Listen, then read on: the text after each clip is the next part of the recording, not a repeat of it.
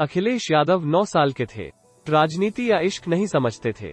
तब पापा के साथ खेलते हुए उन्हें ये पता नहीं था कि उस वक्त जो हो रहा था उस पर 40 साल बाद उन्हें जवाब देना पड़ेगा। 19 जनवरी 2022 को अखिलेश एक प्रेस कॉन्फ्रेंस कर रहे थे। एक पत्रकार ने पूछा, अखिलेश जी, अपर्णा बीजेपी में चली गईं, क्या कहेंगे? अखिलेश को जवाब देते नहीं बन रहा था। इतना ही कह पाए, उनको शुभकामनाएं। कहानी शुरू होती है 40 साल पहले, यानी 1982 सेकंड। देश में कांग्रेस टूट रही थी। अब में पिछड़ा वर्ग, खासकर के यादवों का दबदबा बढ़ रहा था। उन्हें उनके नेताजी जो मिल गए थे। जनता पार्टी और नई उम्र की लड़कियां तक उस हंसमुख चेहरे पर फिदा थीं। नाम है मुलायम सिंह यादव। तब उनकी मूंछें काली थीं। उम्र 43 साल। लाइफस्टाइल मैगजीन की रिसर्च कहती है कि इंडिया के मर्द 35 से 45 साल में सबसे ज्यादा आकर्षक दिखते हैं। तब समाजवादी पार्टी नहीं थी, राष्ट्रीय लोकदल था। औरैया जिले के बिधूना के रहने वाले कमलापति की 23 साल की बेटी राजनीति में कुछ करना चाहती थी।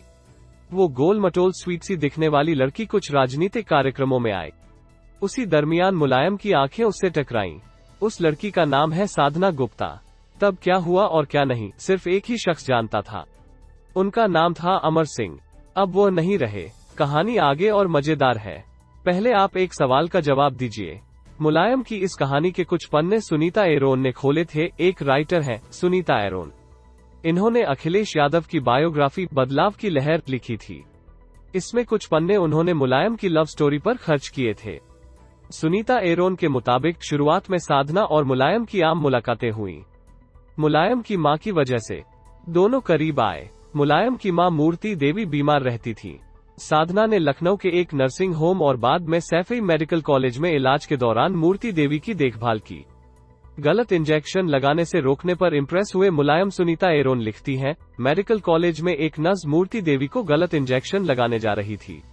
उस समय साधना वहां मौजूद थी और उन्होंने नर्स को ऐसा करने से रोक दिया। साधना की वजह से ही मूर्ति देवी की जिंदगी बची थी।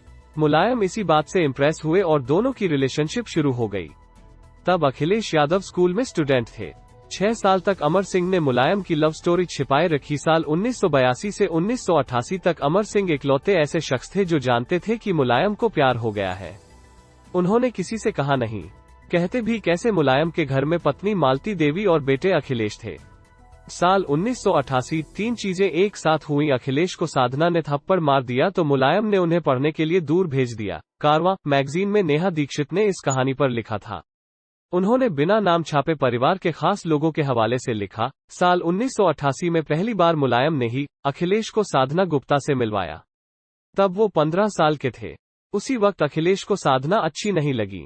एक बार तो साधना ने उन्हें थप्पड़ मार दिया। कुछ समय बाद उन्हें पढ़ाई के लिए पहले इटावा फिर धौलपुर राजस्थान भेज दिया।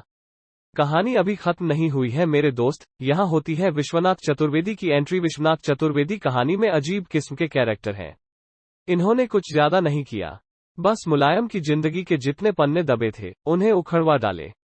इन्होंने मुलायम के खिलाफ 2 जुलाई 2005 को सुप्रीम कोर्ट में एक हलफनामा दायर किया। पूछा कि 1979 में 79,000 रुपए की संपत्ति वाला समाजवादी करोड़ों का मालिक कैसे बन गया? सुप्रीम कोर्ट ने कहा, सीबीआई मुलायम की जांच करो। जांच शुरू हुई। 2007 तक पुराने पन्ने खंगाले गए, नई रिपोर्ट लिखी गई। उनमें ये सब लिखा गया। सच तो ये है कि सही तरीके से साधना मुलायम की जिंदगी में आई 1988 में और 1989 में मुलायम अब के सीएम बन गए। तब से वो साधना को लकी मानने लगे। पूरे को बात पता थी, कहता कोई नहीं था। अब जब सब कुछ सामने आ ही रहा था तब 2007 में मुलायम ने अपने खिलाफ चल रहे आय से अधिक संपत्ति वाले केस में सुप्रीम कोर्ट में एक शपथपत्र दिया।